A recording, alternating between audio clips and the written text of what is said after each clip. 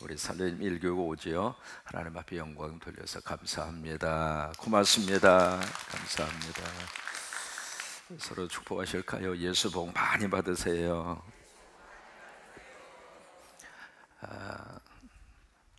우리가 성경을 읽어가면서 두 가지를 꼭 하나 기억을 하셔야 됩니다. 무슨 내용이냐면 그때와 거기서라고 하는 부분입니다. 성경의 말씀은 그때 거기서 일어난 사건을 기록한 겁니다.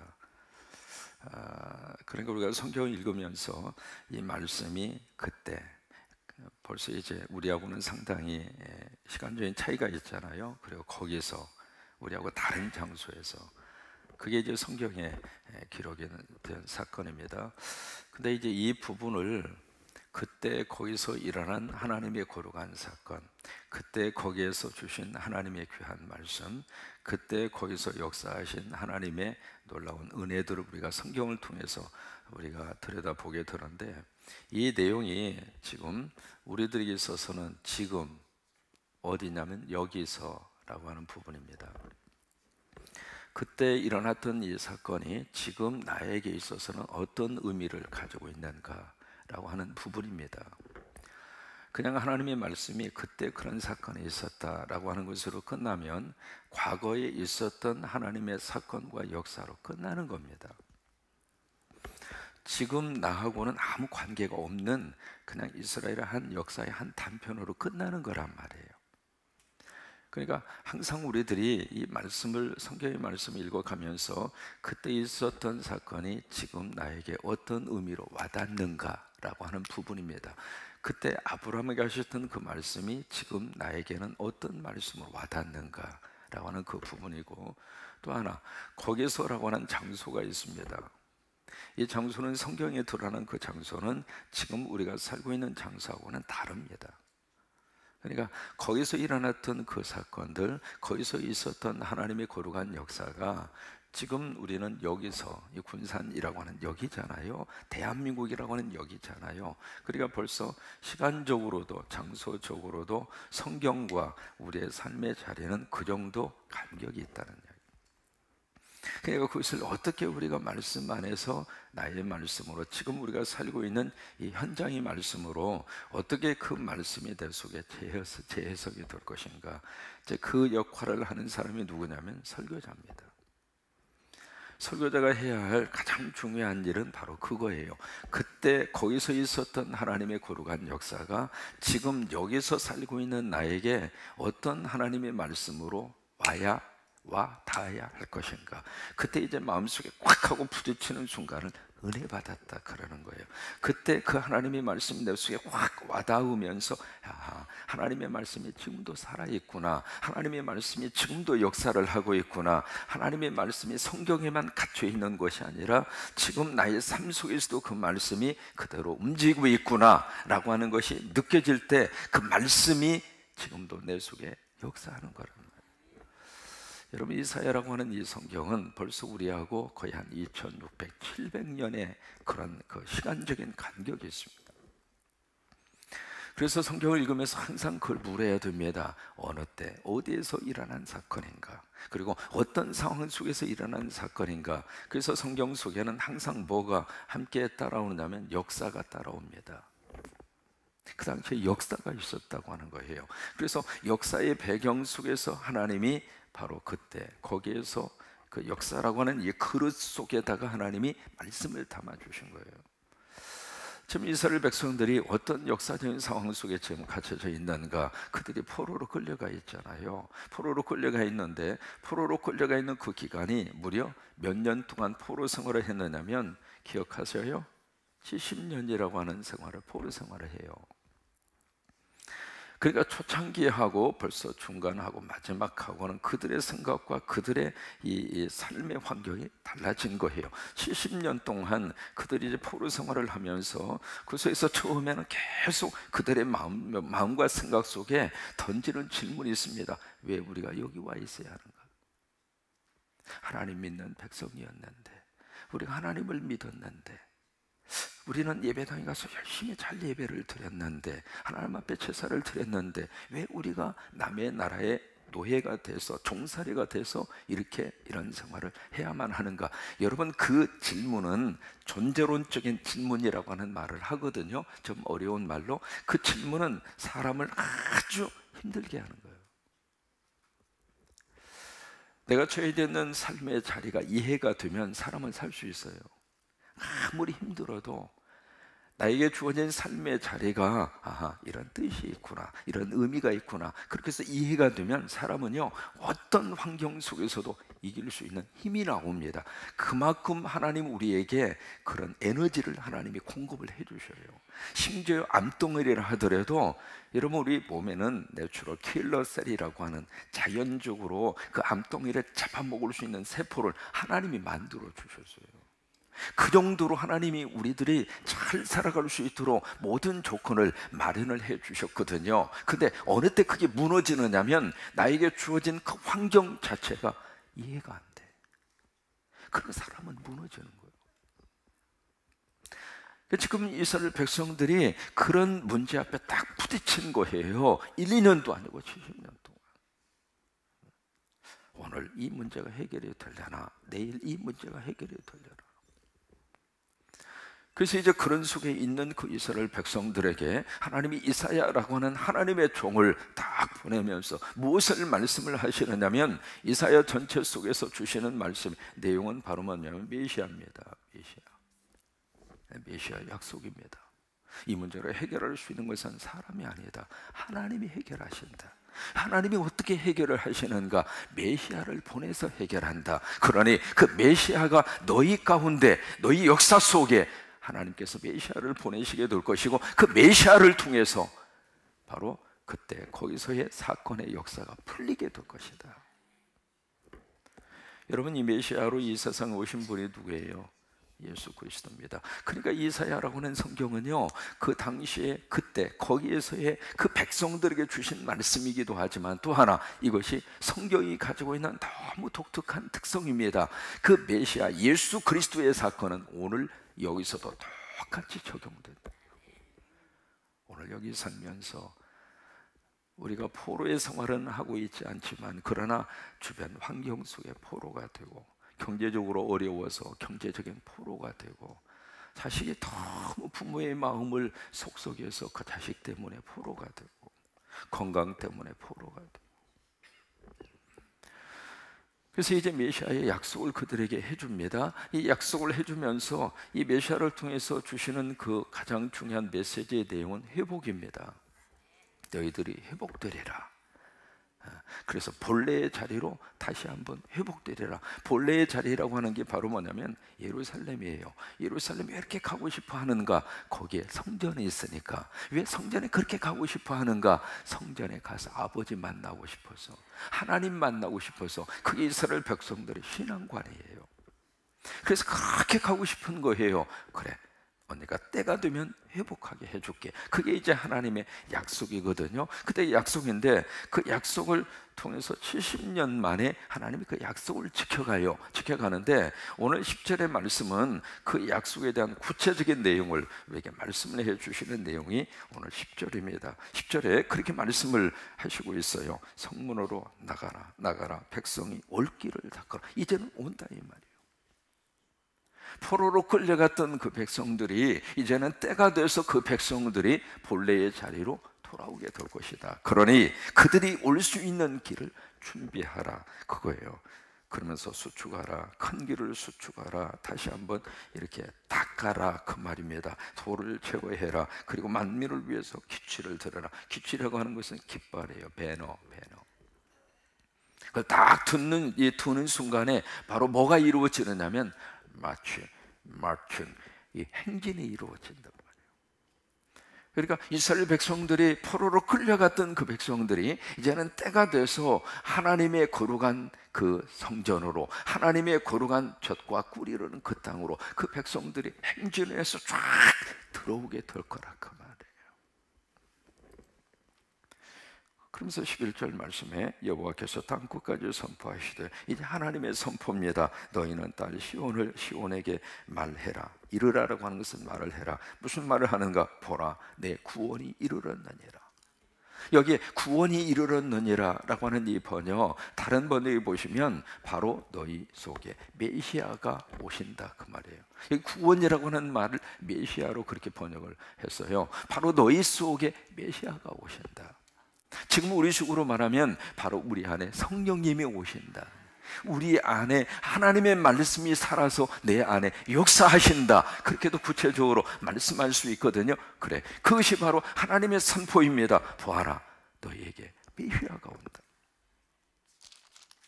그러면서 보라, 상급이 그에게 있고, 그라고 하는 것은 메시아입니다. 상급은 누가 주시는가? 예수님이 주시는 거예요. 그리고 보응이 그 앞에 있느니라. 보응이라고 하는 것은 보상입니다. compensation, 보상이라고 하는 말이에요. 이것을 계시록 22장에서 그렇게 말씀을 하세요. 22장 12절에 보시면 보라, 내가 너희에게 줄 뭐가 있냐면 상이 있다 이 말이에요. 여러분, 우리가 주님의 일을 하면서 이 상 꼭 바라보고 주의 일을 했으면 좋겠어요. 열심으로 주의 일을 하면 하나님이 우리 후손들에게 상을 주시고, 교회도 열심으로 주의 일을 감당하면 하나님이 그 교회에 상을 주시고, 그러면서 12절 말씀에 사람들이 너를 일컬어, 너라고 하는 것은 구원함 받은 하나님의 백성들이거든요. 너를 일으켜서 여기에 네 가지로 말씀을, 그들을 호칭을 하게 될 것이라. 그러면서 첫 번째, 거룩한 백성이라. 그 거룩한 백성이 바로 성도잖아요. 성도. 여호와께서 구속하신 자라, 하나님이 우리를 살려주신 자라, 너를 일컬어 찾은 바 된 자다. 하나님이 우리를 찾아서 하나님의 백성으로 삼아 주신 자이고, 네 번째, 버림받지 아니한 성읍이라. 하나님이 포기하지 않았다 그 말이에요. 여러분, 이것이, 이 말씀이 그때 거기에서 이스라엘 백성들에게 포로된 생활을 하고 있는 그때, 거기에 아수르 바벨론에 살고 있는 그 이스라엘 백성들이 이 말씀을 들었을 때 얼마나 마음속에 뭐가 생겼을 것 같아요? 희망이 생겨요. 여러분, 지금도 하나님의 말씀은 지금 여기에서 살고 있는 우리들에게도 하나님의 말씀은 희망이 돼요. 여러분, 어떤 일이 있어도 하나님 때문에 희망을 가지고 살아요. 아멘. 어제 우리 주일을 지키고 나면 늘 간증이 생깁니다. 여러분, 주일날마다 하나님이 주시는 간증이 있습니다. 목회하면서 그게 너무 행복해요. 주일을 지나면서 하나님, 이번 주는 어떤 간증을 주실까요? 하나님, 이번 주는 어떤 간증을 주실래요? 여러분, 마치 아기가 부모님에게 뭘 기대하는 것처럼 목사로서는 그런 마음이 있어요. 하나님, 이번 주 무슨 간증 주실래요? 아이고. 어제는 주일 지내면서 새 가족이 10분이 오셨어요. 별로 놀랬지도 않네. 10분 오셨는데 그 새 가족 한 분 한 분 속에 다 간증이 다 있으시더라고요.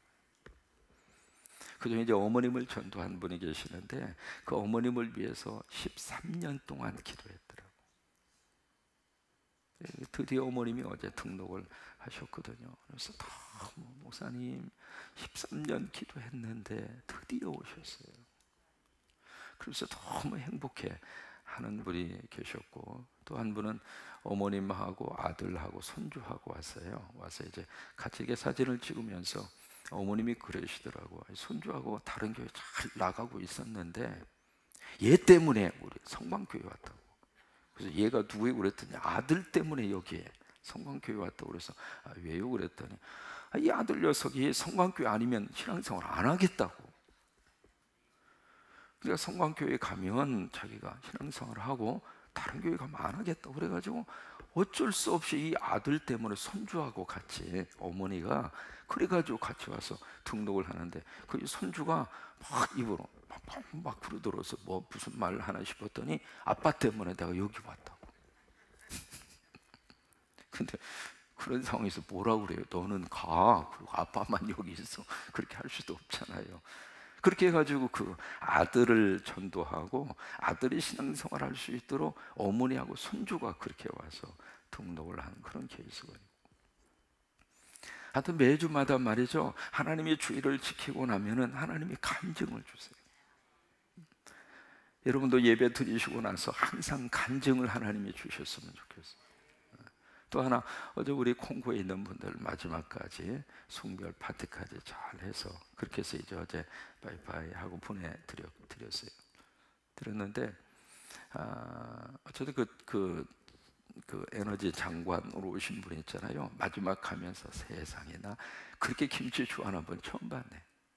같이 이렇게 식사를 하는데 김치를 담아 오셔가지고 그 쿠키 있잖아요, 과자로 마지막 김치 그 국물을 다 긁어가지고, 세상에, 그러면서 그러더라고. 자기 이름을 오늘부로 김치라고 바꾸고 싶대. 그래서 이름이 김치라고 하고 싶다고. 근데 이제 그분들이 이번에 우리 방문을 통해서 다른 어떤 것보다도 마음속에 희망을 가져야 됩니다. 저는 그것이 하나님이 우리 교회와 그들과의 관계 속에서 주신 하나님의 축복이라고 믿어요. 그리고 그 희망을 하나님이 어떻게 이룩해 가실까, 어떻게 그 희망의 싹을 틔우실까 기대가 되는 거예요. 그렇게 하나님이 역사하셨으면 좋겠어요. 그 낙후된 나라, 도로 포장도 안 되어져 있고 인구 110만이 살고 있는데 가로등은 고사하고 세상에 먼지가 막 그런 속에서 이제 살고 있는 그들, 그 환경, 생각해 보세요. 인구 110만인데 이 중국 사람들이 도로 포장을 했는데 이 도로 포장이 다 패여가지고요. 세상에 중국 사람 실력 못 믿어요. 세상에 무슨 놈의 도로 포장을 어떻게 했길래 막 군데군데 막 파져가지고 뭐 말도 못해요. 근데 어쨌든 이번 기회를 통해서 하나님이 그 나라를 좀 이렇게 살려주시기를 바라고, 우리 교회를 통해서 우리 교회의 관계를 통해서 그들 경제적으로도 하나님이 살려주시고 영적으로도 살려주시고, 그래서 큰 은혜가 그 콩고 속에 확 하고 일어났으면 좋겠어요. 어제 저녁에 김관영 국회의원 우리 집사님 계시잖아요. 잠깐 2부 예배 만나고 잠깐 만나도록 했는데, 원래 이제 그분이 기재부라고 하는 곳에서 일을 했어요. 근데 그 기재부가 해외 차관을 이렇게 주관하고 해외 차관을 결정하는 부서더라고요. 근데 그게 우리 한국에 해외로 이렇게 차관을 해주는 액수가 수백억 달러예요. 그래서 이제 그 기재부에 그걸 결정하고 그걸 관계하는 사람하고 이번에 오신 그 김치 장관님하고 만날 수 있도록, 그것도 교회가 해줘야 될 일이잖아요. 그래서 오늘 이제 만날 수 있도록 그렇게 역할을 할 수 있도록 그렇게 해드렸는데 잘 됐으면 좋겠어요. 그래서 어쨌든 보세요. 교회에 오는 사람마다, 예배당에 오는 사람마다 하나님이 뭘 주기를 원하시느냐면 메시아를 통해서 회복을 해주기로 하는. 그러면서 이 예수님을 통해서 하나님은 우리에게 뭘 주시기를 원하냐면 희망을 주기로 해요. 희망을. 그러니까 어떤 일이 있어도 여러분, 예수님은 지금도 살아계시잖아요. 그렇게 믿으시면 아멘. 두 손 들고 한번 아멘 한번 해보십시다. 아멘. 그 예수님은 과거에도 지금도 살아계신단 말이죠. 그럼 그 예수님 때문에 희망을 가지고 살잖아요. 어떤 일이 있어도. 1960년 기억하십니까? 그 마라톤 대회, 올림픽에서 마라톤 대회가 있었는데 거기에 한 선수가 출전합니다. 그 선수가 누구냐면 아베베라고 하는 선수. 그 선수가 에티오피아 출신 선수거든요. 근데 원래 그 아베베라고 하는 선수는 육상 그 주력 종목 선수가 아니에요. 대체 선수로 들어온 거예요. 원래 그 뽑혀서 가려고 하는 선수가 발목이 삐었어. 그래가지고 이렇게 보니까 네가 나가. 그래가지고 아베베라고 하는 선수가 출전을 한 거예요. 1960년도 마라톤에. 근데 이제 거기 아디다스라고 하는 유명한 신발 회사에서 올림픽에 출전하는 선수에게 신발을 제공하는데, 이게 아베베라고 하는 사람은 발이 특수해가지고 신발이 안 맞아. 그래가지고 맨발로, 그 유명한 맨발의 마라토너 아베베 42.195를 맨발로 뛴 거예요. 맨발로 뛰어서 2시간 15분 11초 세계 신기록을 세웠어요. 맨발로. 근데 그 다음에 동경 올림픽이 열렸거든요. 동경 올림픽 마라톤 대회에서도 세상에 그 아베베가 말이죠. 이제는 시간을 더 줄여가지고 2시간 11분 10초 세계 신기록으로 또 우승을 한 거예요. 그래서 에티오피아에서 영웅이 돼요. 이 사람이. 근데 그 에티오피아의 어느 나라의 그 저쪽 중동 지역의 황제가 맨발로 말이야 그렇게 뛰는 그것이 너무 감동이 돼가지고 차를 선물해 줬어. 그 차를 선물을 받아서 그 차를 딱 몰고 이제 운전을 하고 이렇게 가는데 갑자기 뭐가 팍 하고 뛰어오는 바람에 차를 꺾었어요. 꺾는 바람에 차가 전복이 된 거예요. 차가 전복이 돼서 사고를 당했어요. 사고를 당해서 하반신 마비가 됩니다. 기가 막힐 노릇이죠. 근데 그 속에서 그런 상황 속에서 이 아베베라고 하는 이 사람이 절망하지 않았어요. 여러분, 내가 희망을 가질 것인가 절망할 것인가 그 선택은 누가 하는가? 내가 하는 거예요. 누가 해주는 게 아닙니다. 우리는 환경이 그렇게 했다고 그러는데 아니에요. 환경이 그렇게 주어지더라도 그 속에서 희망을 가지는 사람이 있고 환경이 좋아도 이미 포기해버리는 사람이 있고 그 누가 선택하는가? 내가 선택하는 거예요. 근데 아베베라고 하는 사람은 희망을 선택해요. 나 할 수 있다. 그래서 결국 이분이 몇 년 뒤에 1969년입니다. 1969년에 뭐가 있느냐면 장애인 올림픽이 있습니다. 이번에도 이제 평창 올림픽 끝나면 패럴림픽에서 장애인 올림픽이 바로 이어서 열리거든요. 바로 그 장애인 올림픽에 가서 그 분야에서 또 우승을 했어요. 여러분, 우리 예수 믿는 사람, 특별히 하나님 믿는 사람은 어떤 경우가 있어도 이거 놓치면 안 됩니다. 내가 하나님 믿습니다 그러면서도 절망하고 있으면 하나님 믿는 게 아니야. 머리로만 믿는 거죠. 어떤 경우가 있어도 살아계신 하나님이 나와 함께 하시고 그 하나님이 우리의 곁에 계시고 그 하나님이 나를 사랑하시고 그러면 그 하나님 때문에 희망을 놓치지 말고 그렇게 믿음 안에서 다 승리하시기를 주의 이름으로 축원합니다. 오늘 떠나서 금요일 날 돌아오게 되는데 아시는 것처럼 19번째 우리 당랑 성광살림교회 잘 헌당을 하고 돌아오겠습니다. 어제 꼼돔이라고 하는 지역에서 우리 소수민족 거기에 사역하시는 사진을 이렇게 보니까 세상에 아이들이 얼마나 많이 모여서 여기서 사탕 목걸이 준비해 가지고 가서 사역을 했거든요. 은혜 가운데 잘 어제 사역이 이루어졌다고 하는 것을 봤어요. 너무 감사하고 끝까지 잘 마치고 올 때까지 여러분들 꼭 기도해 주시기를 바라고 또 끝나고 나서 또 우리 가버나움실에서 중보기도 하니까 그렇게 하세요. 6시, 5시 50분까지 기다리지 말고 딱 설교 끝나면 중보기도 되면 딱 가서 6시 20분까지 채우려고 하지 말고 딱 가서 또 차량 출발하는 시간도 있고 그러니까 한 6시까지 하면 되겠죠? 6시까지. 그러니까 설교 끝나고 바로 가서 중보 기도팀면 6시까지 딱 기도하시고 그렇게 하시면 되겠습니다. 여러분, 우리 그 찬양 중에 살아계신 주라고 하는 찬양이 있어요. 주 하나님 독생자 예수 날 위하여 오시었네. 내 모든 죄 다 사하시고 죽음에서 부활하신 나의 구세주. 그 다음에 후렴이 살아계신 주 나의 참된 소망 걱정 근심 전혀 없네. 찬송은 그렇게 돼 있어. 찬송은 그러면 보면 사랑의 주 내 갈 길 인도하니 내 모든 삶의 기쁨 늘 충만하네. 이 찬송이 언제 나왔느냐면 여러분 베트남 전쟁이 한창 진행됐을 때 베트남 전쟁이 10년 동안 이루어졌습니다. 10년. 이번 우리가 가는 다낭 그 지역이 우리 한국군이 베트남 속에 참전을 해서 죄송해요 민간인들을 수천 명을 죽인 장소가 거기에요. 그런 곳입니다. 거기에 지금 십자가를 세우는 거예요. 무고한 민간인들, 사상자들이 말할 수 없을 정도로 희생을 당했어요.